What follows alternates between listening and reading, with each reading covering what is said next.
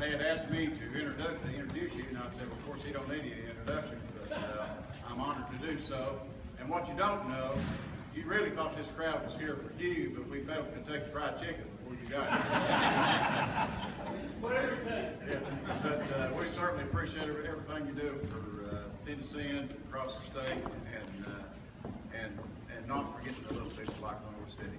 We're certainly, you've been here twice now within 13 months. You gave us a check to help redo this building, and certainly the center. Nally and Representative Matlock staff and Representative Calvin and others, and we're certainly glad that you're here with us today. And that being said, I'll turn it over. Well, thank you.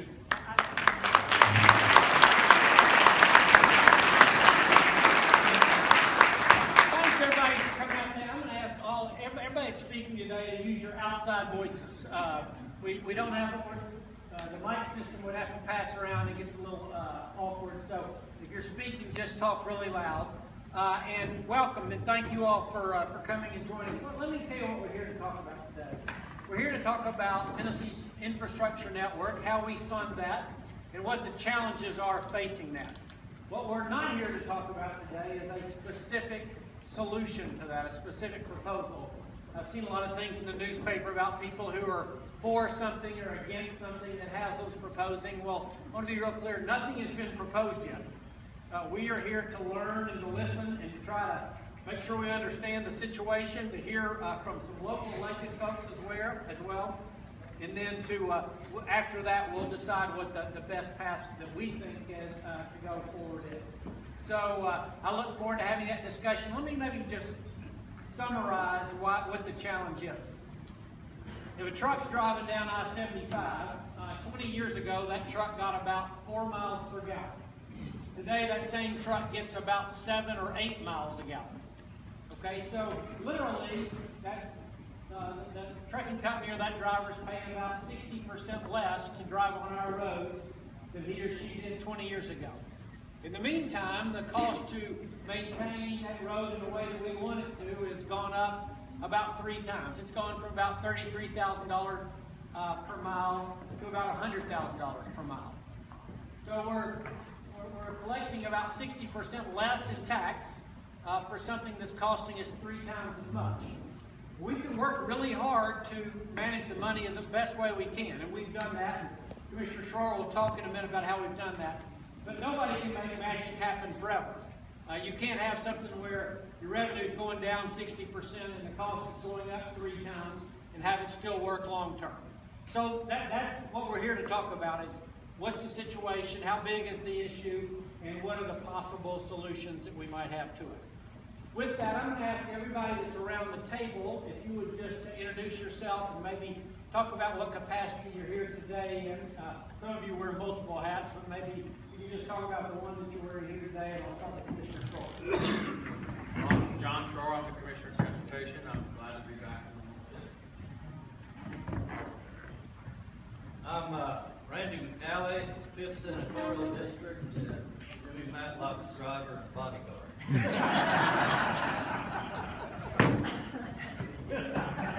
Jimmy Matlock, the 21st District, which is most of Loudoun and Monroe counties. Jimmy Matlock, 21st District, most of Loudoun and Monroe counties. Representative Calfee, who serves the balance of Loudoun County, is out of town and he wanted to share his regret for that. I'm Tony Akins, Mayor of Lenoir City.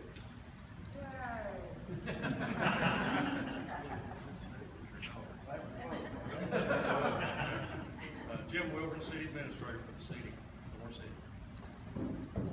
Tanisha Hall, TDOT Long Range Planning Director. Jeff Welch, the Director of the Knoxville Regional Transportation Planning Organization. Buddy Bradshaw, Loudoun County Mayor. Ron Woody, Roman County Executive and also Chair of the RPO. John Reagan, they represent for District 33, never to the board, and I sit on the Transportation Committee. Bob Ramsey, State Representative, 20th District. Art Swan got half of Blount County. I call it the pretty half. I got the smart half. I'm Paul Deggs. I'm the Chief Engineer for the Tennessee Department of Transportation. With that, I'll turn it over to Commissioner Schroer. forward and kind of set the setting. So my job is just kind of lead into some presentations that we have, and they'll go pretty quickly. Tanisha Hall, who you just got introduced, will give us a little presentation about kind of where we are with regard to transportation in the state of Tennessee. And Paul Deggs will talk a little bit more in the weeds about funding and some projects that are in the area. My job is just kind of make an overall statement about two different things, really. The federal issue that we're facing in transportation funding. And some of you all know about that, but we're on our 34th extension from the federal highways on funding a transportation bill. And we get funded about every 3 months, and they renew the funding bill. And I use this as an example. If we were going, any of you all were going to build a new house or buy a new house, would you do that if you knew you were going to lose your job in 3 months, or there was a chance that you might lose your job in 3 months? Most of you would say no. And we're sort of in that same boat, because every 3 months, we don't know whether our funding will continue or not. And it makes it really difficult for us to do long-range planning, for us to prepare for what we need to do in the future. And it's also required of us that we've had to kind of build a cash reserve within our department, because if our funding stops, we still need to, there's a project right around the corner you want to get completed, and we want to complete that project. In order to do that, we might have to pay out of cash reserves rather than get money from the federal highways. Most of these projects are federally funded, 80% federal dollars and 20% state dollars. I do quickly remind you, those federal dollars are really not federal dollars, they're our dollars that we sent to Washington, and they come back with some strings attached to them. So they're really our dollars we're trying to spend effectively and efficiently. We don't think there'll be a long-term bill. Congress went back in the session on Tuesday. They're going to start talking about a long-term bill, but to come together with the Senate and the House and try to figure out how they're going to fund a long-term bill, I don't see a lot of opportunities in that. There might have, I hope I'm wrong. And if I am, we might get a long-term bill, it might make a difference. But know that if we get a long-term bill from the federal highway, there's no increased funding. It just will be at level funding of where we have been for the last 6 or 7 years. So it doesn't provide any additional dollars to address the needs that we have across the state. So that's really going to fall on the shoulders of the state of Tennessee. If we want more projects to be built, if we want to improve our transportation network across the state, we can't look towards the federal government to do that. We're going to have to look internally in order to make that happen. And so right now, we're here doing the listen tours. And the other thing that my job is, the governor has asked me to do, and I hope I'm doing a good job, is we need to run our department as effectively and as efficiently as we can.